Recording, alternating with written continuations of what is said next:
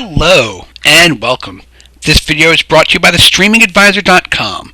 Tailor your entertainment with streaming. And what we're looking at is the new TV app on the Apple TV. This is the Apple TV Generation 4, which has the App Store and all of the new features. And just so you know, the TV app is not available on older Apple TVs. Just kill that question before it starts. What we're going to do is show you what it does, how to make sure you can get it, and give you an idea of how it works. So first things first, in order to make sure you get that TV app, you need to go into your settings. Usually you're going to start at General. You're going to scroll down to System. You're going to click the Force Touch button and go to where it says Maintenance and Software Updates. You're going to click on Software Updates and make sure that you have the latest software.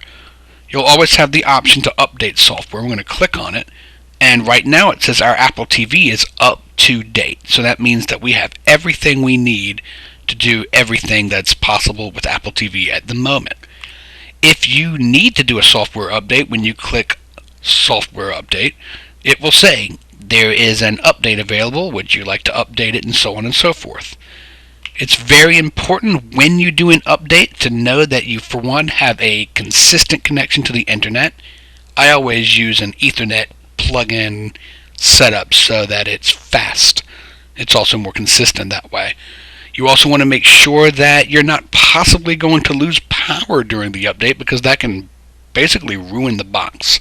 So don't do something like this in the middle of a thunderstorm, or if there's construction going on around your home. Nothing like that. You want to make sure that everything is solid.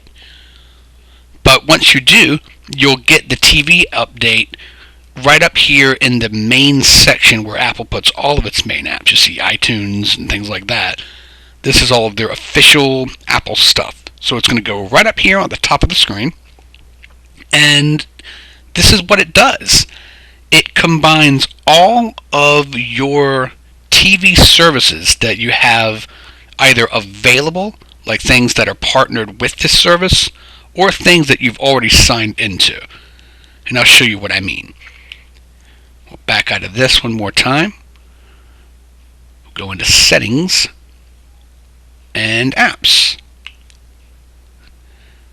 They put TV right up at the top for your convenience, and you'll see we're connected to Hulu, the CW, FX Now, not a whole lot. There's a whole bunch of other apps available, and I'll show you how that works. But right now we've got all of these. CW, you don't even have to sign into. It's just a free app. So, when you go in to TV, like I said, it's going to usually default to this screen here that's called Watch Now.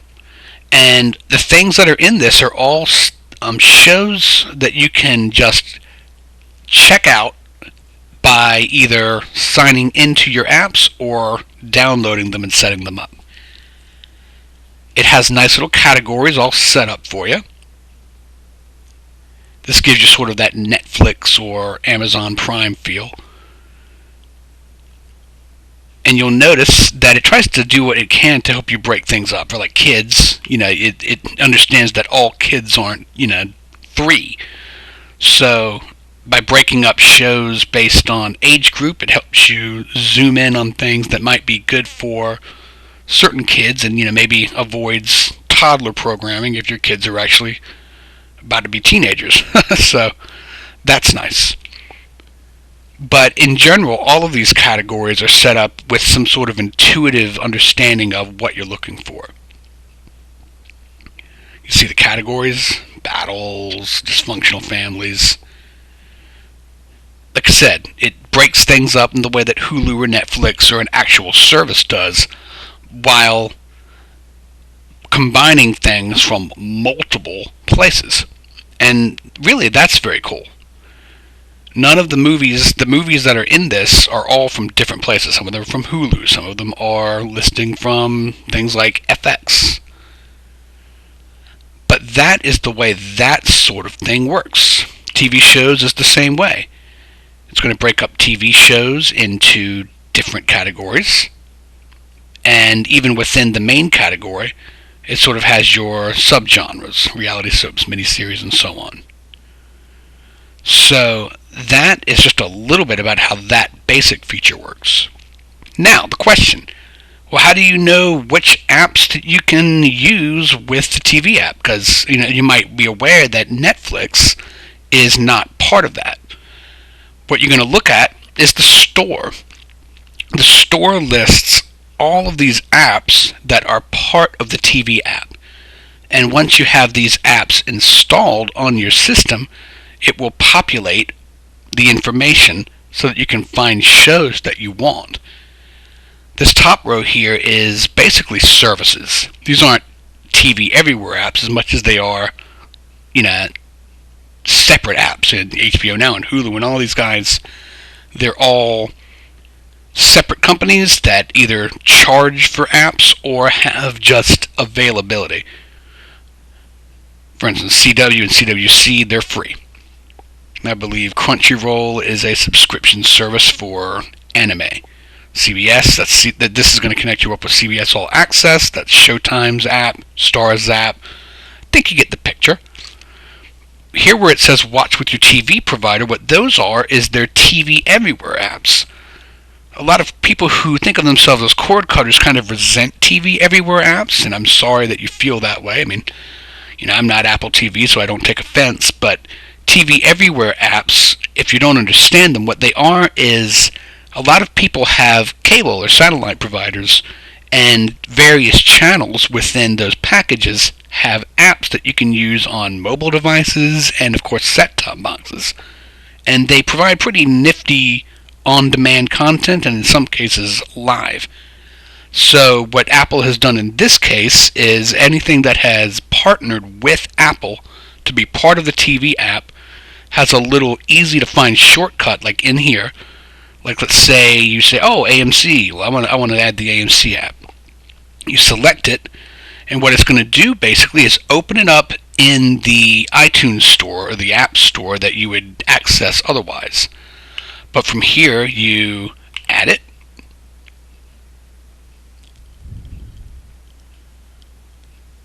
and open.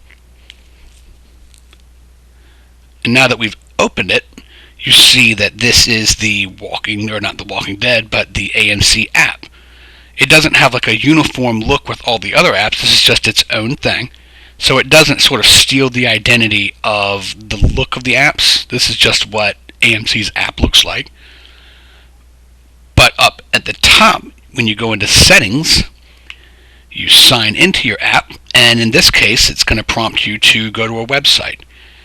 Other apps, it just asks you to sign in. And like I said, it's different in all situations. I think that they could do some things to simplify it. But now that we've added that, like if we back out, AMC shows are now more tightly integrated in with this. Now we don't have to add the AMC channel in order to access the things. It's already there.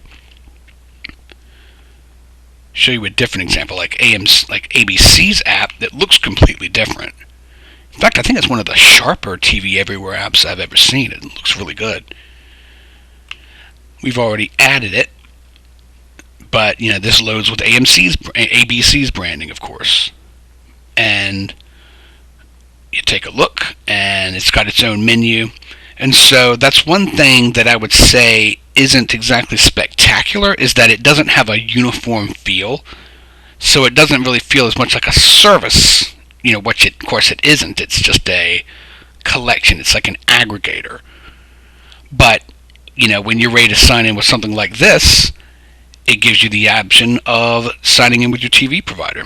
So you say allow, and you have to find your TV provider listed in this list.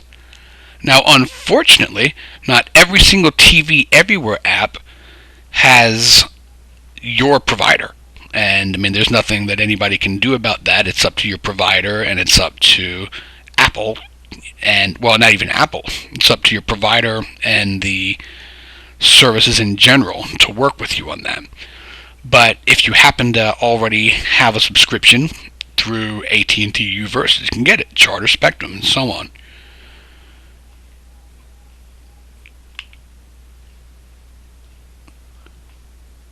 Again, in this case, they want you to go to abc.com/activate and type in this simple, how many? 1, 2, 3, 4, 5, 6, 7, 8. 7-digit code, huh? Once you do that, you attach that to your system, and you're good to go. But as you see, there's a variance in what these TV Everywhere apps look like. So it doesn't have one feel to everything, but it puts it in one place. You'll notice as you back out that it's actually in the App Store. It doesn't back out back into the TV app. I think that's something they could probably tighten. This is, of course, their first generation of that. So we're back in the TV app here. So you understand the way the store works. Now you notice that there's something up there called library. What this is this is just tied right into anything that you've bought through iTunes. And I really don't buy things from iTunes, obviously. Revolution here was something that they put in the library way back, I guess, about 3 years ago or so, when they debuted Revolution on NBC. Actually, I guess it's a little longer than that, but I'm not going to get into all that. But we got Revolution for free. All you had to do was say, yeah, sure, I'll take it. And so it's been sitting in my library all these years. But that is an iTunes pick, basically. Now, in the Watch Now, besides the TV Spotlight, they also integrate, big shock, their stuff. Let me find where that is. You can basically integrate, and you can go in and buy things from iTunes.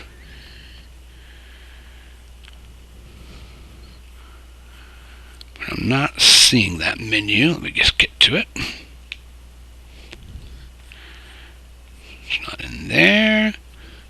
Because Apple's not going to let itself, miss out on all this stuff. It's probably under the store. There we go. Yeah, buy or rent from iTunes. So if you go into the store, that's where you're going to find not only this stuff, but as you scroll down, you've always got the choice of buying shows from iTunes.